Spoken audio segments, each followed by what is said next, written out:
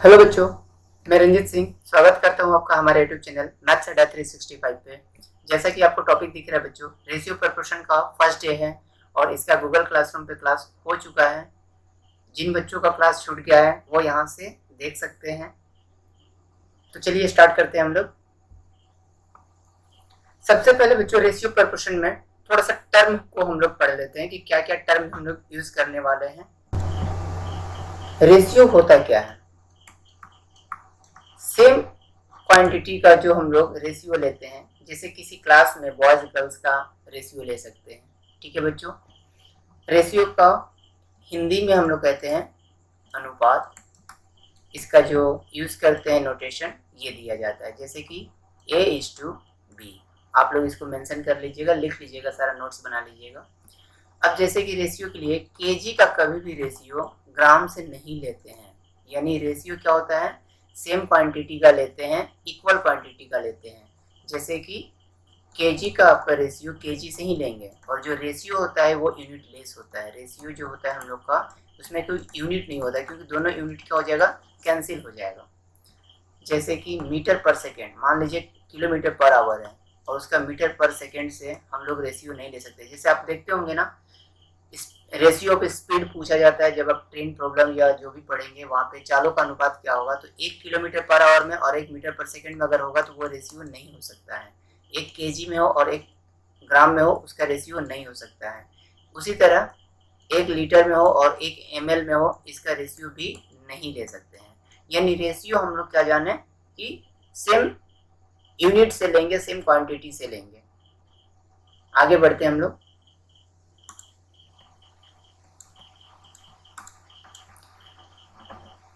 तो A/B को बच्चों हम लोग रेशियो कहते हैं।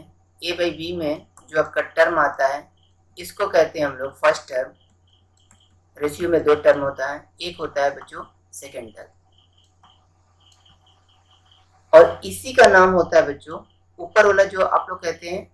अगर भिन्न समझना है तो आप भिन्न भी समझ सकते हो। इसको आप ऊपर वाला को बोलते हो अंश और नीचे वाला को हर बोलते हो। इंग्लिश में इसको न्यूमरेटर बोलते हैं और ये डिनोमिनेटर, शॉर्ट में लिखते हैं। रेशियो में इसका एक अलग नाम है, इसको हम लोग कहते हैं एंटीसीडेंट। रेशियो में इसको हम लोग एंटीसीडेंट कहते हैं और नीचे वाला को कहते हैं कॉन्सिक्वेंट।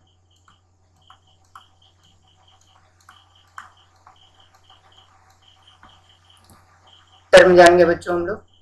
अब हम लोग सबसे पहले इसमें क्या क्या सीखने वाले हैं। सबसे पहले सीखेंगे हम लोग कंपाउंड रेशियो क्या होता है। सबसे पहले कंपाउंड रेशियो क्या होता है, तो हेडिंग लगा लीजिएगा कंपाउंड रेशियो का। उसके बाद कंपाउंड रेशियो का एक एग्जांपल भी हम लोग करेंगे, तो एक हेडिंग लगाइएगा, जल्दी से इरेज करते हैं।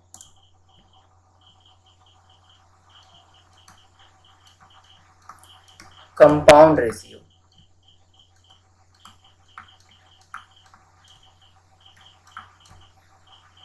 कंपाउंड रेशियो निकालने के लिए आपको कम से कम 2 से ज्यादा रेशियो होना चाहिए। If you have more than 2 ratio, if you have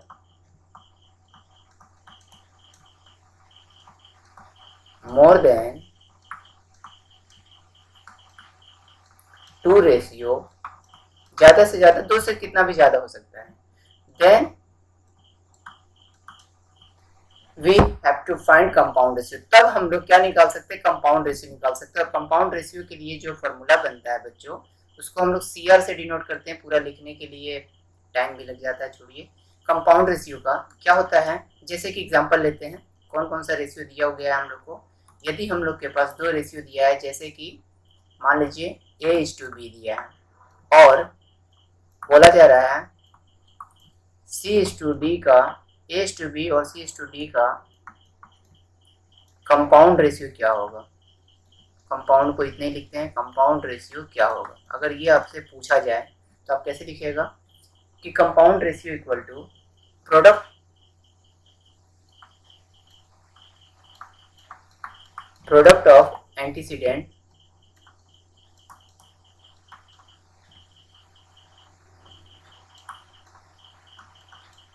और नीचे भी हो जाता है बच्चों product of consequent. Some easy शब्दों में आप देखते हैं ना 3 इडियट्स, उसमें बोलता है आसान शब्दों में क्या होगा, तो आसान शब्दों में यहाँ पे हो जाएगा अंश का जो गुणनफल होता है, आप उसको अंश कहते हो तो अंश ही समझो कि अंश का गुणनफल बट्टा हर का गुणनफल।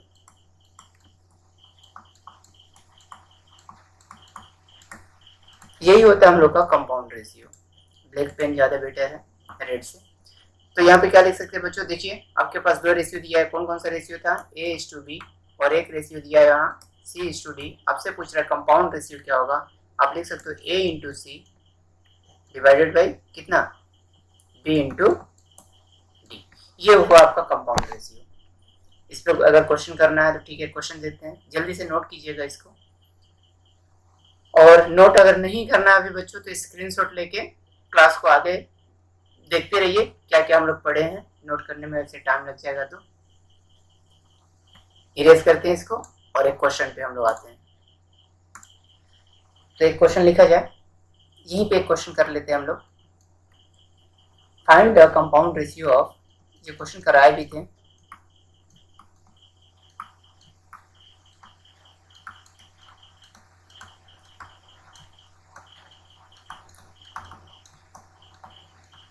find the compound ratio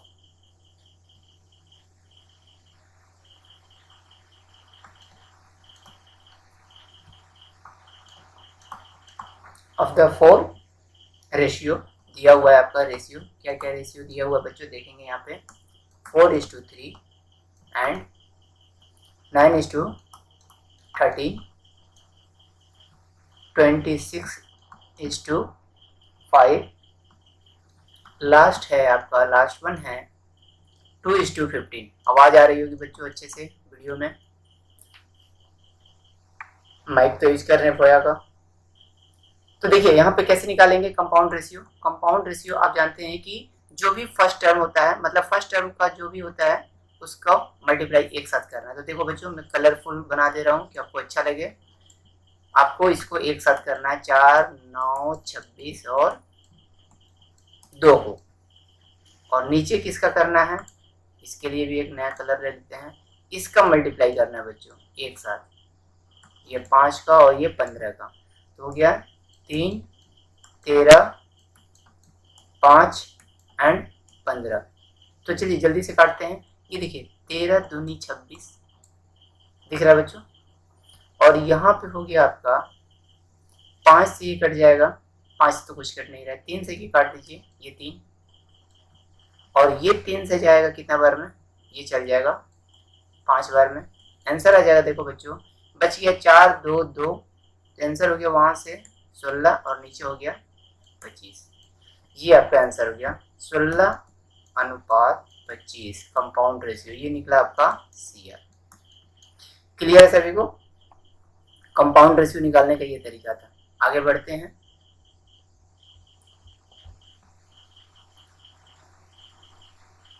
अब हम लोग बात करते हैं कंपाउंड रेशियो के बाद कि डुप्लीकेट रेशियो क्या होता है। हेडिंग लगाइएगा डुप्लीकेट रेशियो, टर्म को हम लोग सीखते जा रहे पहले।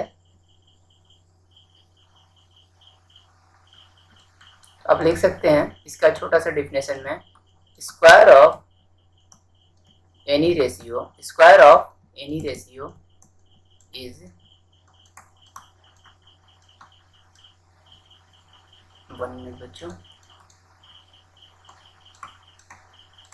इज नोन एज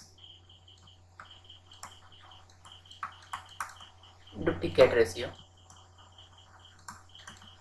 जैसे कि आपका एक रेशियो दिया हुआ है A:B, इससे अगर कोई पूछेगा, चलिए बच्चों इसको हम लोग DR से डिनोट करते हैं, डुप्लीकेट रेशियो क्या होगा, तो आप बोल सकते हो A²:B², क्योंकि स्क्वायर ही करना है। किसी भी एक रेशियो का जो स्क्वायर करते हैं उसी को हम लोग डुप्लीकेट रेशियो कहते हैं। इसके संदर्भ में जिसको कहा जाता है, इसका एक अपोजिट भी पढ़ लेते हैं, सब डुप्लीकेट रेशियो क्या होता है।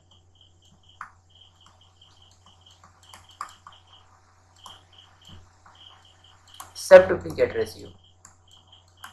सेम है बच्चों, यहाँ पे जैसे कि इसका स्क्वायर किए, यहाँ पे क्या कर देंगे स्क्वायर रूट, तो square root of any ratio is known as, लिख सकते हैं सब डुप्लीकेट रेशियो बच्चों।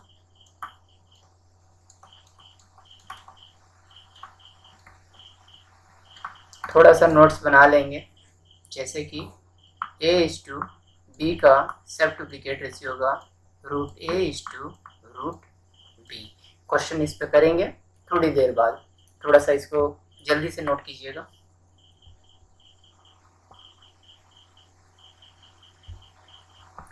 एक टर्म रह जा रहा बच्चों।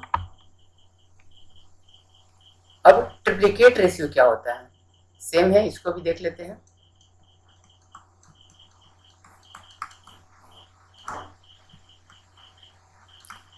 ट्रिप्लीकेट रेशियो, और जब ये देखेंगे तो साथ ही साथ हम लोग देख लेंगे सब ट्रिप्लीकेट रेशियो।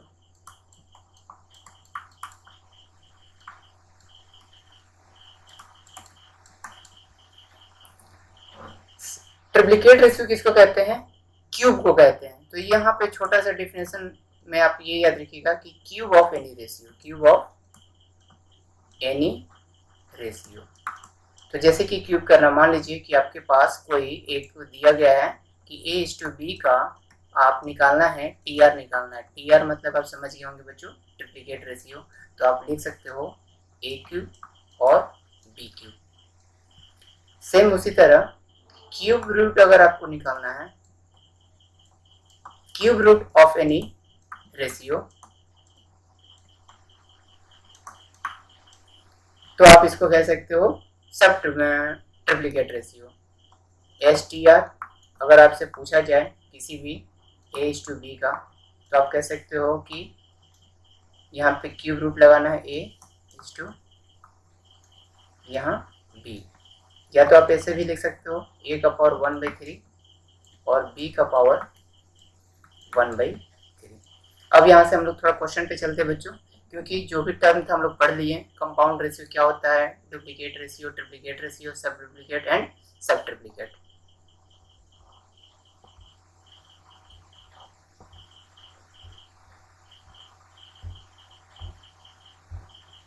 तो चलिए एक क्वेश्चन देखते हैं। Find the compound ratio of, देखिए कंपाउंड रेशियो निकालना है, जल्दी से आपको इसको सॉल्व करना है। तो बच्चों क्या करना है, 1/2 दिया हुआ है एंड क्या दिया है 3/5 एंड 5/9 ये है। तो अब जानते हैं कि क्या होता है कंपाउंड रेशियो में, ऊपर वाला का मल्टीप्लाई करना है। तो ऊपर वाला का मल्टीप्लाई करेंगे तो कितना आ जाएगा 1, 3, 5, और नीचे वाला का मल्टीप्लाई कर देंगे 2, 5, 9, 5 से 5 कैंसिल, 3 से ये 3, 1/6 आ गया बच्चों, 1/6 आंसर। नेक्स्ट क्वेश्चन पे आते हैं। फाइंड द सब डुप्लीकेट रेशियो ऑफ 16/25। सब डुप्लीकेट मतलब आप जानते हैं ना कि स्क्वायर रूट पूछा जा रहा है आपसे। क्या पूछा जा रहा है, square root of any ratio. तो 16 के लिए क्या होगा 4 और 25 के लिए क्या होगा 5। देखिए 4, 5 कहीं दिया हुआ है आंसर।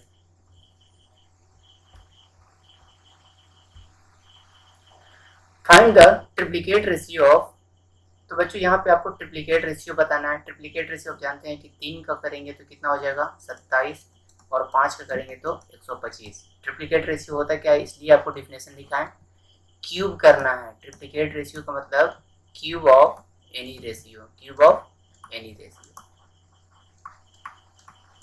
जिनका क्लास मिस हुआ होगा ये क्लास देख लेंगे। Find the duplicate ratio of 14:17। तो 14 का कितना होता है बच्चों, 14 का हो जाता है आपका 196, और 17 का आप जानते होंगे तो 289। कहीं ऑप्शन दिख रहा है 196 एंड 289, ये option 1। 6 number, find the sub triplicate ratio of तो सब ट्रिप्लिकेट क्या होता है, cube root of cube root निकालना है। तो अब जानते हैं क्यूब रूट निकालना है। 343 ये 7 का होता है और ये शायद 9 का होता है। 7:9 है, 7:9। आगे बढ़ते हैं हम लोग। अब हम लोग यहाँ से देखेंगे तो 3 चीज हम लोग सीख गए बच्चों।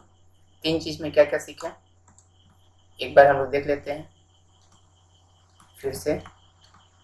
कंपाउंड रेशियो आपका क्लियर हो गया होगा कि कंपाउंड रेशियो क्या होता है। उसी तरह डुप्लीकेट और इसी के साथ साथ आप देखते होंगे सब डुप्लीकेट। एक देखें आप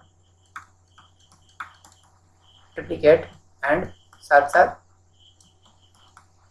सब ट्रिप्लिकेट, बस शॉर्ट में लिख दिए बच्चों। ये आप जान चुके हैं। इसके बाद हम लोग को क्या सीखना है, mean proportion and third proportion. And पहले तो प्रोपोर्शन जानना है कि प्रोपोर्शन होता क्या है। तो प्रोपोर्शन थ्योरम को स्टार्ट करते हैं।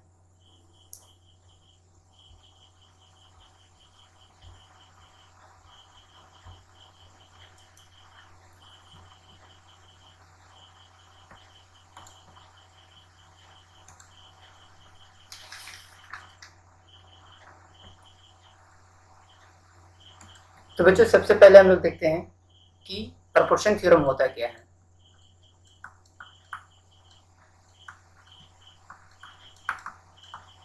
प्रोपोर्शन थ्योरम इसको कह सकते हैं समानुपात प्रमेय। समानुपात प्रमेय थ्योरम को प्रमेय कहते हैं हिंदी में बच्चों। बाइलिंगुअल कर रहे हैं, अगर कोई बच्चा सीबीएसई का होगा तो भी उसको प्रॉब्लम ना हो। हिंदी मीडियम वालों के लिए तो बोल रहे हैं वही काफ़ी हो जाएगा। अब 4 टर्म जो होता है ए बी सी डी, देखिए आप पढ़े होंगे कि ए बी सी डी समानुपात में है। तो ये समानुपात होता क्या है उसको हम लोग देख लेते हैं। A B C D be in है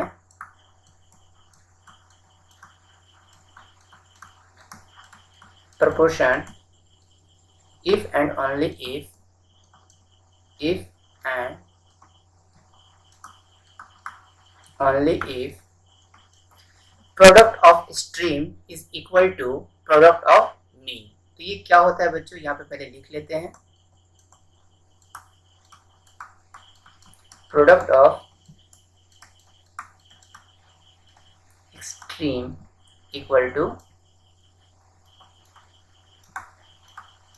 प्रोडक्ट ऑफ मीन। तो सबसे पहले देख लेते हैं कि ये 4 टर्म है, इसको हम लोग कहते हैं, ये जो 4 टर्म है ए बी सी डी, ये जो कलर कर रहे हैं बच्चों, सर्कल कर रहे हैं, इसको हम लोग कहते हैं स्ट्रीम। ठीक है, तो ये जो 4 टर्म का होता है यानी ए का डी से जो मल्टीप्लाई होगा, और मीन किसको कहते हैं, ये अंदर वाला टर्म को मीन कहते हैं। बी का सी से मल्टीप्लाई होगा, ये बराबर होगा, तभी कह सकते हैं कि ये चारों टर्म क्या है, आपस में समानुपात होंगे। तो यहाँ से ऐसा भी तो हम लोग लिख सकते हैं, समानुपात के लिए ऐसा लिखा जाता है A:B, और ये समानुपात का जो साइन होता है ये इसी को कहते हैं समानुपात C:D। अब यहाँ से अगर रेशियो प्रमेय लिखेंगे तो यहाँ से ऐसा लिख सकते हैं A/B बराबर C/D, और यहाँ से जब क्रॉस मल्टीप्लिकेशन करेंगे तो सेम देखिए यही आएगा। इसी को हम लोग कहते हैं समानुपात प्रमेय। क्लियर है बच्चों। यहाँ से टोटल टर्म आपको 4 दिखता है। 4 टर्म में आपको कभी कभी चारों टर्म निकालने दिया जाएगा। एक बार हम इरेज करते हैं इसको, आप लिख लीजिएगा थोड़ा देर वीडियो को पॉज करके। यहाँ से हम स्टार्ट करते हैं। टोटल आपके पास बच्चों 4 टर्म हो गया ए बी सी डी। कहीं ना कहीं क्वेश्चन मार्क लगा के 3 टर्म दिया रहेगा, चौथा टर्म निकालना एक क्वेश्चन बन जाएगा। तो क्वेश्चन पे हम लोग आएंगे अभी। यहाँ से देख लेते हैं, कभी कभी आपसे पूछेगा मीन प्रोपोर्शन क्या होता है। शॉर्ट में लिखते हैं बच्चों मध्यानुपात। मध्यानुपात ये भी क्वेश्चन बहुत बार एग्जाम में आया हुआ है। और एक टर्म और आपसे पूछेगा तृतीय अनुपात क्या होता है। तृतीय अनुपात इंग्लिश में कहेंगे इसको थर्ड प्रोपोर्शन।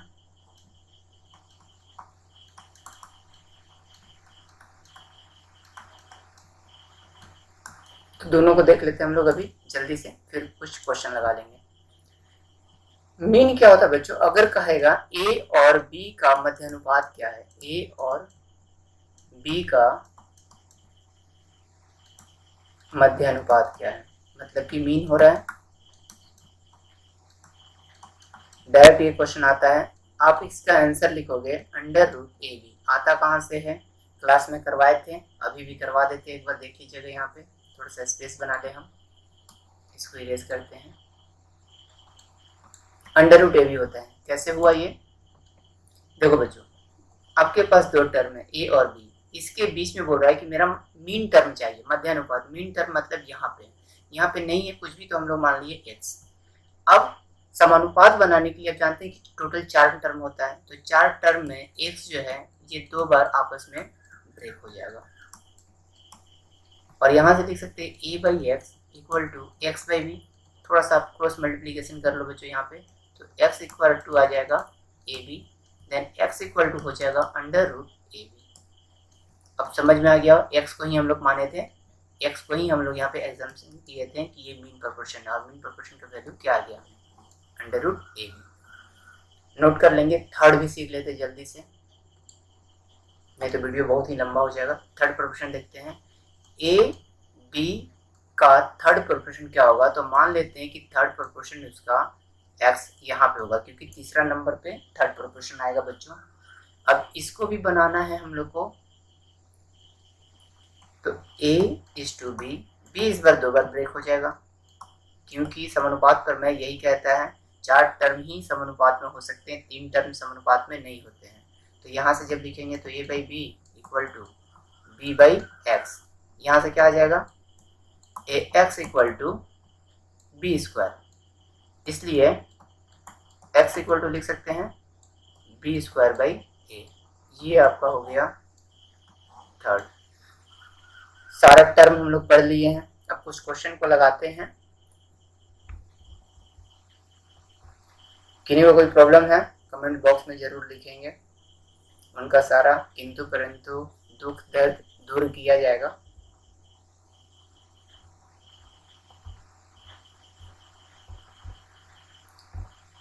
तो देखिए एक क्वेश्चन है आपके लिए, find the fourth proportional of the number. अब देखिए बच्चों, अगर आपको बनाना है इसी ढंग से, ऐसे करके 6:8:9:x, क्योंकि आपको ये निकालना है फोर्थ प्लेस पे, तब तो आप ऐसे जाएंगे 6/8 इक्वल टू 9/x, फिर क्रॉस मल्टीप्लीकेशन करेंगे, 6x equal to 8 into 9, then x equal to 8 into 9 divided by 6, फिर काटेंगे, ये हो गया 4, ये हो गया 3, और ये हो गया फिर 3, 12। तो बच्चों इतना नहीं करेंगे हम लोग बनाएंगे तो क्वेश्चन को, ये अभी आप नया नया है तो इस तरह से बनाएंगे। देखिए अभी हम लोग क्या सीखे थे? अभी हम लोग सीखे हैं product of first and last, उसी को स्ट्रीम कहते हैं, ठीक है, देख लीजिएगा। और यहाँ पे प्रोडक्ट ऑफ, प्रोडक्ट ऐसे लिख देते हैं मीन, प्रोडक्ट ऑफ मीन, मतलब कि 4 टर्म होता है, यहाँ पे लिख देते हैं ए बी सी डी। देखिएगा ए और डी का जो प्रोडक्ट होता है वो किसके बराबर होता है? बी और सी का। आपको कौन सा टर्म निकालना है ये आपको पता चल रहा है ना? लास्ट निकालना है, मतलब कि बीसी का मल्टीप्लाई करके ए से डिवाइड कर दो। देखो लास्ट निकालना है, डी निकालना है, बीसी का मल्टीप्लाई होकर ए से डिवाइड होगा, तो डायरेक्ट यहाँ पे दिख रहा है कि 8 गुना 9 करना था और 6 से डिवाइड करना था, और ये आ जाता 12 एक बार में। क्लियर हुआ होगा? इसका यूज कर सकते हैं हम लोग, प्रमेय का यूज करके बनाएंगे तो थोड़ा सा तेजी से बन जाएगा। नेक्स्ट क्वेश्चन को देखते हैं, find the value of missing number. तो देखो बच्चों यहाँ पे आपको निकालना है, मीन निकालने बोल रहा है, तो मीन निकालने का क्या रूल है आप जानते हैं? 6 गुना 35 कर लो और 5 से डिवाइड कर दो, तो 5 से करेंगे तो कितना हो जाएगा? 7, 7 6 42। जिनको नहीं समझ में आया है वो प्रोसेस के साथ चले जाएंगे, कोई दिक्कत नहीं है, अभी आप प्रोसेस के साथ बना लो। 6/x और यहाँ पे आप लिखोगे 5/35, और ये क्रॉस मल्टीप्लिकेशन करोगे आप तो 5x इक्वल टू आ जाएगा आपका 6 इंटू 35, वैल्यू वही आएगा बच्चों, यहाँ से 7 और 7 छक 42। चलिए एक क्वेश्चन देखते हैं बच्चों, टाइमर भी लगा हुआ है, जल्दी से सॉल्व कीजिएगा इसको। Find third proportion to the number 3 and 6। 3 and 6 का थर्ड निकालना है।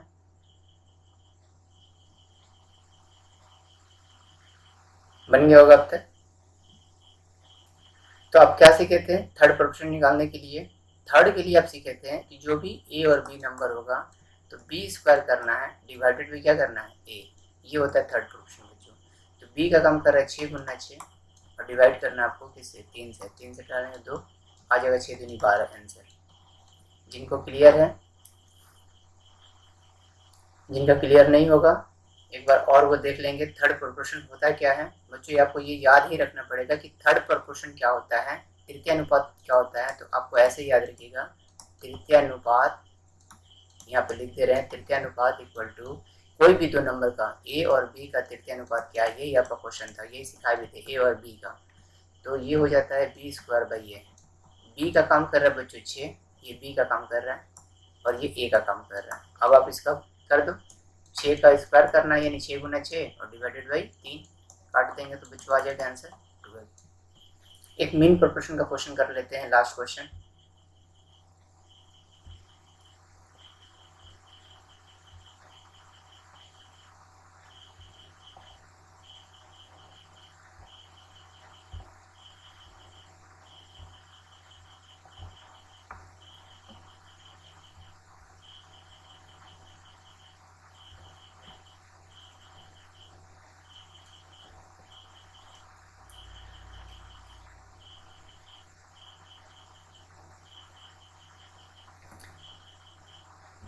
तो बच्चों आज का क्लास यहाँ पे समाप्त करते हैं हम लोग। नेक्स्ट क्लास में रेशियो प्रोपोर्शन का मिलते हैं और क्लास को मिस ना करेंगे आप लोग। जो लाइव क्लास चल रहा है उस क्लास को मिस नहीं करेंगे, क्योंकि यूट्यूब के वीडियो पे आप सवाल नहीं कर सकते हो, कहीं अगर प्रॉब्लम हो रहा है वहाँ पे नहीं, लेकिन लाइव क्लास में आप थोड़ा सा सवाल भी कर लेते हो, कमेंट्स में मुझे पता भी चल जाता है कि किनको क्या प्रॉब्लम हो रहा है। वहाँ पे 2 बार 3 बार मेथड भी चेंज कर लेते हैं, यहाँ पे वैसा नहीं हो पाता है।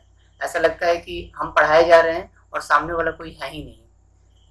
अगर आप लोग को देखने के बाद अगर कहीं प्रॉब्लम होता है तो जरूर कमेंट्स में लिखेंगे और क्लास में डिस्कस कर लेंगे। ये सिर्फ वीडियो आप लोग के लिए बनाया जा रहा है, और भी बच्चे देखेंगे वो अच्छी बात है, लेकिन आप लोग देख के इसको सीख जाओ।